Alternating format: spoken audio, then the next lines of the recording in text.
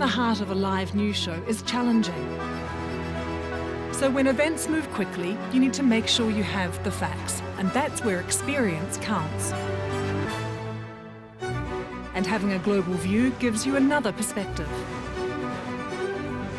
I love the pressure of being live. I feel like we're doing a job that matters. You're live with Lucy Hockings on BBC World News.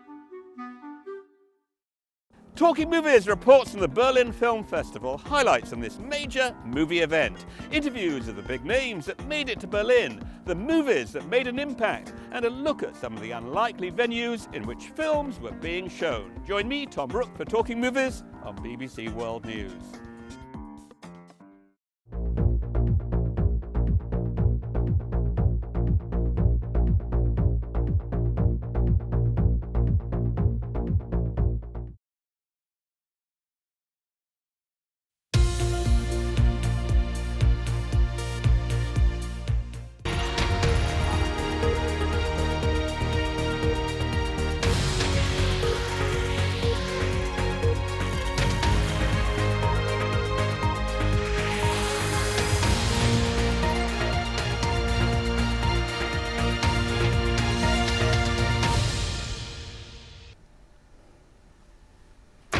You're watching BBC News and special coverage of the Russian invasion of Ukraine. I'm Matthew Amroliwala in London. And I'm Lyce Doucet in Kiev.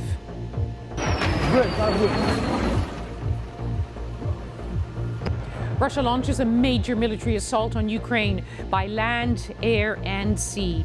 There have been explosions near major cities, including the capital, Kiev. As the Russian army moved in from three directions, there was international condemnation of the Russian leader, Vladimir Putin. Peace on our continent has been shattered.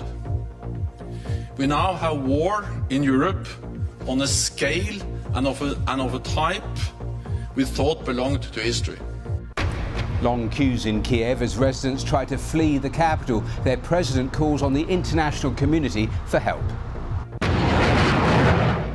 Western leaders pledge aid to Ukraine and promise further sanctions on Russia. I don't believe that the Russian dictator will ever subdue the national feeling of the Ukrainians and their passionate belief that their country should be free. We'll be live with our correspondents in Moscow and also live in Washington. And I'll be speaking to a former Prime Minister of Ukraine, as well as to senior diplomats and to many caught up in this growing crisis as we assess the momentous events of the past few hours.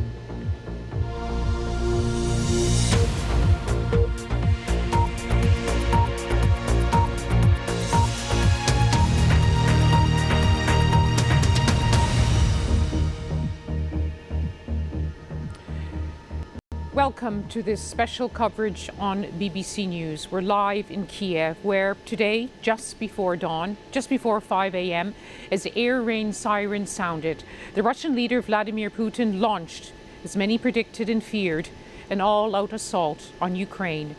The government here has called it a full-scale invasion, saying there have been multiple explosions from cruise and ballistic missiles in several cities. Russian tanks and troops have been pouring across the borders from three directions. Earlier today, the NATO Secretary General Jens Stoltenberg said it was a brutal act of war of the type we had thought was part of history in Europe.